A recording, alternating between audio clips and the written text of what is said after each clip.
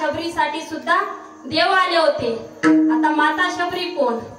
तर एका भिल्ल समाजातील राजा शबर आणि त्या शबर राजाची मुलगी शबरी।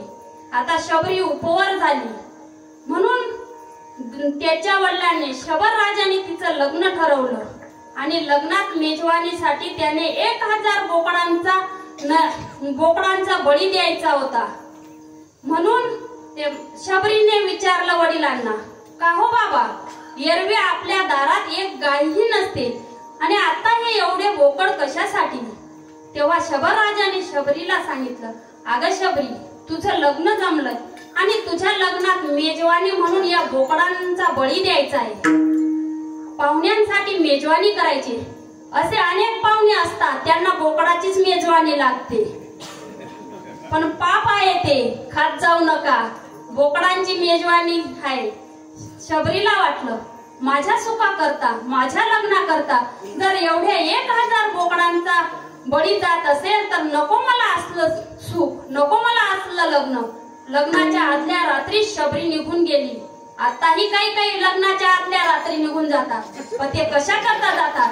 विषय भोगासाठी जातात ते।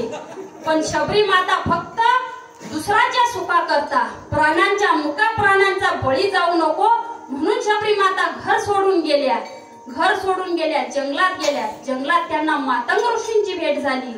मातंग ऋषींची सेवा केली शबरी मातेने, मनोभावे सेवा केली। मातंग ऋषींनी शबरीला सांगितलं, अगं शबरी, एवढी माझी सेवा करतेस, एवढी जर तू सेवा त्या पांडुरंग परमात्म्याची केली तर देव तुला घरी येतील भेटायला।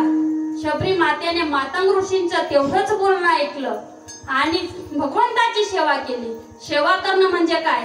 हातपाय दाबणं, त्यांचं घर स्वच्छ करणं किंवा त्यांचं काही हातपाय दाबून देणं, त्याला सेवा म्हणत नाही। सेवा म्हणजे नामस्मरण, देवाचं नामस्मरण चालू केलं शबरी मातेने आणि शबरी मातेसाठी देवाला वनात यावं लागलं, शबरी मातेला भेट द्यावी लागली।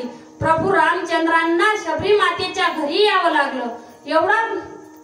एवढी त्या शबरी मातेची भक्ती होती की रामाला तिला घरी भेट द्यायला यावी लागली, तिची उष्टी बोरे खावे लागली। जब मेरे राम जी का वन होगा, जब